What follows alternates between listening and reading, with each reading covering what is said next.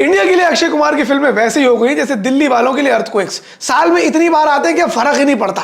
और वो भी क्यों ना भाई साहब, अक्षय कुमार है, कोई बिरयानी या राजमा चावल थोड़ी है कि डेली मिले तब भी उतना ही मजा है। लेकिन बड़े स्टार्स और अर्थक्वेक्स दोनों को अंडर एस्टिमेट नहीं करना चाहिए, क्योंकि जब कमबैक मारते हैं ना भाई साहब तो दुनिया हिल जाती है। सुबह सुबह पहला झटका लगा ये सुन के कि शुभमन गिल को डेंगू हो गया है। मैंने कहा भाई साहब मैं अपनी मांग का सिंदूर उजाड़ लूंगा, अपनी चूड़ियां तोड़ दूंगा, लेकिन ये एक बात सच नहीं होनी चाहिए। और दूसरा झटका लगा मुझे अक्षय कुमार की नई पिक्चर मिशन रानीगंज देख के। Can Akshay Kumar really make a comeback with this film, or is this film going to be another of his big flops? Will the audience love him? Will the audience hate him? Is Akshay Kumar back? Is Singh is king? और यही सब discuss करेंगे क्योंकि मैंने देखी first day first show mission Raniganj का, और अगले 5 पॉइंट्स में मैं आप लोगों को बताऊंगा मुझे फिल्म कैसी लगी और क्यों। Because I am Jain and you are watching. Change है, मेरा स्टाइल है। I think one of the major reasons for where Akshay Kumar is right now has been some of his choices. चाहे वो उनके इंटरव्यूज हो या उनकी फिल्मों की चॉइसेस या फिर उनका stand on socio political cultures and things. Sometimes I feel that he has fallen victim to his own ideas, और अब तो समझ में ही नहीं आ रहा है कि क्या रीजन है कि अक्षय कुमार को पुरानी जैसी सक्सेस नहीं मिल रही है। रक्षाबंधन जैसी फिल्में बनाते हैं तो जनता को मजा नहीं आता, ओ माय गॉड 2 जैसी फिल्में बनाते हैं तो सेंसर बोर्ड को मजा नहीं आता। ऐसे में जब मिशन रानीगंज का ट्रेलर आया तो हम लोग को उम्मीद जागने लगी कि शायद इस पिक्चर के साथ अक्षय कुमार अपना फाइनली प्रॉपर कमबैक कर लें। लेकिन एक्चुअली मिशन रानीगंज वो कर पाएगा नहीं, जनता को पसंद आएगा नहीं, ये सारी की सारी बातें हम लोग डिस्कस करेंगे। और सबसे पहले शुरुआत करते हैं पॉइंट नंबर 1, यानी कि the plot of the film. Film का प्लॉट ये है कि वेस्ट बंगाल के रानीगंज में एक कोल माइंस है और वहां कोल वर्कर्स काम करते हैं। वाह भाई साहब, कितनी शाबाशी की बात करी मैंने। कोल माइंस में कोल वर्कर नहीं काम करेंगे तो क्या नर्सें काम करेंगी? खैर, ड्यू टू सम रीजन जो आपको फिल्म में बाद में पता चलेगा, उन्होंने पानी के बहुत करीब ब्लास्ट कर दिए जिससे इन सारी माइंस में पानी भर गया। अब देखो भैया, नेचर हो चाहे इंसान, जरूरत से ज्यादा उंगली करोगे ना तो पलट के जवाब तो देगा ही। खैर, जहां ज्यादातर लोग बच के निकल लेते हैं, करीब 70 माइनर्स का ग्रुप अभी भी नीचे फंसा रह जाता है। And there enters Akshay Kumar, who is on a race against time and his own people to save as many miners as he can. मैंने कहा भाई साहब, ये होती लीडरशिप। जब लोगों की जान मुसीबत में हो, लोग मरने वाले हो, ऑक्सीजन की कमी हो, तो लीडर खुद आगे आगे खड़ा है भाई साहब, फ्रंट पर।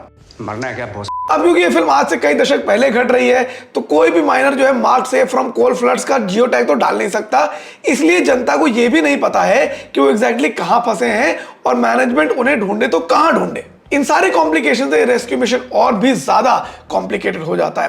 प्लॉट की अगर मैं बात करूं तो फिल्म का प्लॉट अपने आप में काफी इंटरेस्टिंग है, बिकॉज ये एक रियल लाइफ स्टोरी के ऊपर बेस्ड है। The film technically is a biopic of Jaswant Singh Gill, जो कि कैप्सूल गिल के नाम से भी जाने जाते हैं, जिन्होंने ये डेयरिंग रेस्क्यू मिशन करा था। और अब जो भी फिल्में रियल लाइफ पर आधारित होती है वो अपने आप प्लॉट में तो इंटरेस्टिंग होती है, बिकॉज ऑब्वियसली अगर प्लॉट इंटरेस्टिंग नहीं होगा, स्टोरी इंटरेस्टिंग नहीं होगी तो कोई चूतिया क्या कि उस पर पिक्चर बनाएगा। सो जब भी कोई रियल लाइफ इंसिडेंट के ऊपर पिक्चर बनती है उसमें प्लॉट से ज्यादा फिल्म की ट्रीटमेंट वैल्यू करती है, और उन सारे एस्पेक्ट्स पे भी हम लोग बात करेंगे। लेकिन अगर मैं फिल्म के प्लॉट की बात करूं तो मजेदार प्लॉट है भाई साहब, फुल ऑन एंटरटेनिंग और आपको बांध के रखता है। Point number 2, the cast and the performance of the film. कहने को तो फिल्म में कई सारे एक्टर्स हैं, जैसे कि कुमुद मिश्रा, नासिर खान, वरुण बडोला, हमारे नत्था भैया और अक्षय कुमार भाई साहब भी। लेकिन ऑफ कोर्स ज्यादातर स्क्रीन टाइम अक्षय कुमार को ही मिला। अगले को ऑडियंस नहीं मिल रही, नेशनल अवार्ड नहीं मिले, अब क्या उसको चाहते हो स्क्रीन टाइम भी ना मिले? कहीं ना कहीं 90s की क्रिकेट टीम के अराउंड है कि भाई साहब स्टार तो बहुत सारे हैं लेकिन घूमते एक ही इर्द गिर्द के अराउंड है। But we are not complaining, because Akshay Kumar ने एक्चुअली बहुत ही अच्छी परफॉर्मेंस दी है। मुझे लगता है बहुत कम एक्टर्स ऐसे हैं जो अपने सर पर पगड़ी का मान रख सकते हैं, लेकिन अक्षय कुमार ने उस पग का मान भी रखा है। Not only does he look the part very very well, he is also done a very good job with his performance. इसके अलावा फिल्म में ज्यादा स्क्रीन टाइम मिला है दिव्येंदु भट्टाचार्य को, and I am yet to find a film or a show जहां मैं उनकी परफॉर्मेंस से इंप्रेस ना हुआ हूं। यहां पर भी उन्होंने काफी बढ़िया काम करा है। लेकिन अब मैं वो बोलने जा रहा हूं जो मैंने सोचा नहीं था कि मैं अपने जीवन काल में कभी बोल पाऊंगा। कुमुद मिश्रा सर को देख के मजा नहीं आया। तौबा तौबा तौबा तौबा भाई साहब, अल्लाह माफ करे, गलती हो गई माई बाप। लेकिन भाई साहब सच तो बोलना ही पड़ेगा, कुमुद मिश्रा का कैरेक्टर इतना अजीब बना दिया कि वो भाई साहब हर समय घबराए रहते लाइफ में। घबराने के अलावा भाई साहब हर सीन में सिगरेट पीते रहते और बात बात पे ऐसे मुंह बना लेते हैं जैसे किसी बच्चे ने उनके टिफिन से मैगी चुरा के खा ली हो। And funny part is almost literally smoking in every shot. मतलब मुझे लगता है डायरेक्टर ने बोला हाँ कुमुद सर का मेकअप हो गया, ब्लेजर पहन लिया उन्होंने, सिगरेट तुम्हारा बाप लगाएगा उनके मुंह में।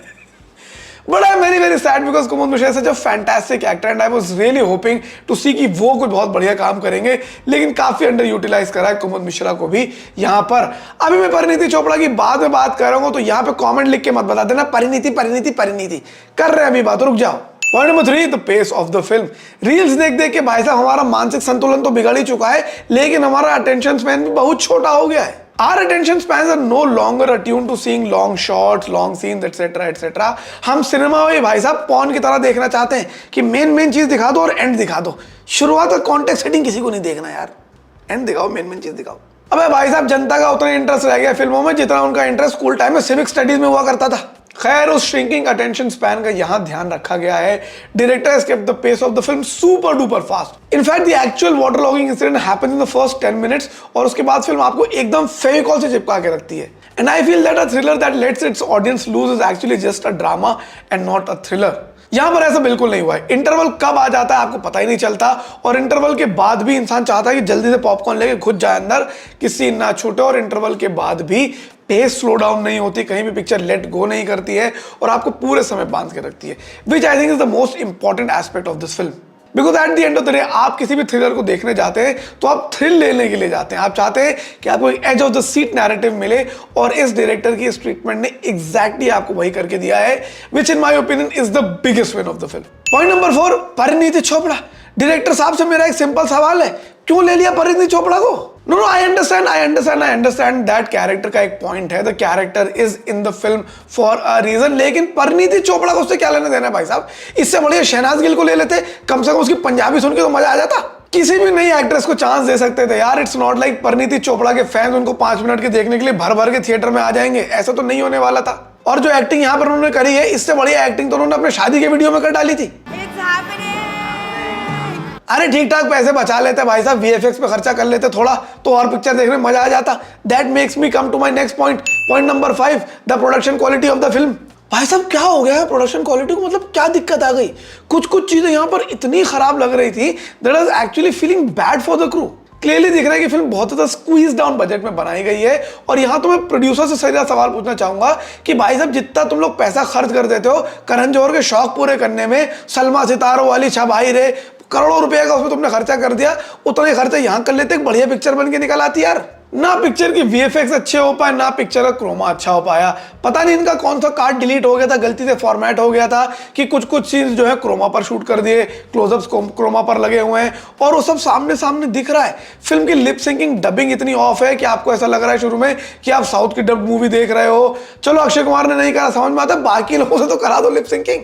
प्रोडक्शन क्वालिटी पिक्चर की इकलौती ऐसी चीज है जो उसको एकदम नीचे खींच लेती है, and I feel really bad for them because despite all of this the director has still manage to put up a good show. लेकिन having said that, Mission Raniganj एक अच्छी फिल्म बनकर निकल कर आती है जो आपको चिपका के रखती है अपने अपने सीट से, which is the main point of the film. मुझे पिक्चर देख के मजा आया, अक्षय कुमार को देखकर मजा आया। अपनी तरफ से फिल्म को देना चाहूंगा 3.5 स्टार। 1 स्टार में काट रहा हूं उसकी पुअर प्रोडक्शन क्वालिटी के, और आधा स्टार काट रहा हूं परिणीति चोपड़ा का। अगर आप लोग भी थ्रिलर देखने के मूड में हैं तो जाइए मिशन रानीगंज जरूर देखिए। I was quite happy with the film, in fact pleasantly surprise. बाकी ये मेरा वीडियो अगर आप लोग को अच्छा लगा उसे लाइक कीजिए, कमेंट करके अपने ओपिनियन मुझे बताइए, और सब्सक्राइब कीजिए मेरे चैनल को, ताकि जब मैं कल थैंक यू फॉर कमिंग का रिव्यू लेकर आऊं ताकि तब तुम्हें टाइम टू टाइम पता चल जाए। अभी मैं जा रही हूं क्योंकि मेरा गला खराब है, मुझे चाय पीनी है।